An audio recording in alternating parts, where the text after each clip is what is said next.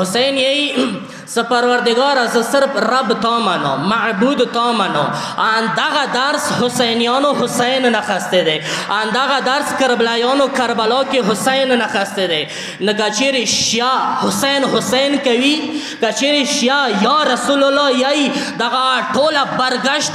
خدای طرف نه ده ازکه مو رسول منو چونکه خدای نماینده ده ازکه مو حسین منو چونکه خدای نماینده ده دا د شیعه عقیده ده شیعه امام تا منصوص من الله نه یعنی دو خدای نماینده ده خدای طول کې ده امام سره څور سره دي ټوله خدای عطا ده الله عطا ده الله عطا ورکړي ده ځکه د خدای نمایندگانو ذکر تر جمع کیږو زلګه پښتنه کوم نورو فرقونه ستاسو اهل بیتون علاوه نور هسته منوي دوی چا وجه نه منوي مو حسین خدای وجه نه منو لکه ماته وایي زه د تاسو هسته خدای رستولی دي افسوس خبره داندې صدق شیا مکتب باندې د شرک تهمات لګیږي س توحید حقیقی معنو سره د شیاو سره ده موږ اهل بیت منو دی وجنه منو څه چونکه خدای طرف رغلی دي یعنی مو هر قدم قدم کې الله ده هر عقیده کې مو الله ده ځکه دا جمله لږ غور سره اورو دا جمله د مونه ده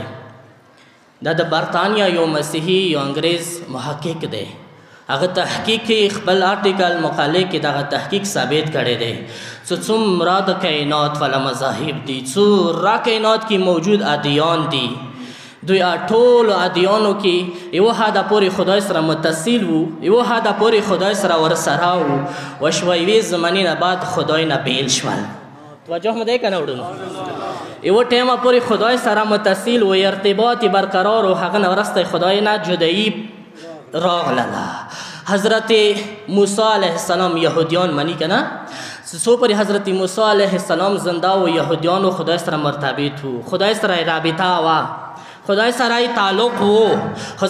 کله حضرت موسی علیه السلام لوړو دوی ارتباط ختم شو دوی تعلق ختم شو جمله د مونږ نه ده زه صرف نقل کوم کیم جمله د انګریز محقق دی هغه یې سو پر مسیحیان خپل مسیح دی هغه سو پر مسیحیان او حضرت مسیح علیه السلام زنده وو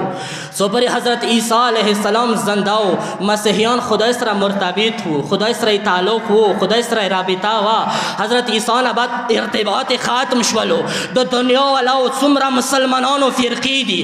ټوله اسلامي فرقې خدای سره متصل وي خدای سره اتصال وو خدای سره ارتباط وو خصوصا پر رسول الله زنده وو دوی ارتباط قائم وو سره رسول الله لاړلو دوی ارتباط ختم شولو فقط دنیا کې یو مذهب دی فقط دنیا کې یو دین دی فقط دنیا کې یو جعفری مذهب دی سو دوی اوس پورې خدای سره متصل دي دوی اوس پورې خدای سره موحد دي موحد ترین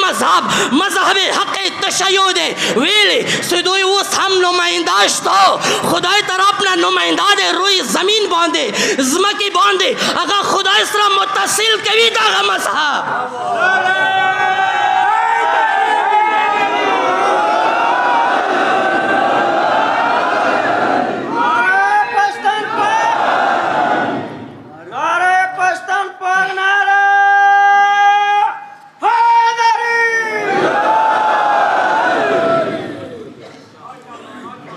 موحد ترین مذهب حق تشیع ده خبردار تاسو چا باندې د شرک تهمات لګوي لګ دغه مذهب مهرباني وکسا کتابونه لګ پڑھاو کا ته د حسین دا جملې نه پڑھواولې ستو د شرک تهمات لګولو حسین شاو سره کڅور سره دی حسین یې خستی دی کا شیخ صرف حسین او اهل بیت منی بل چو خونه منی کنا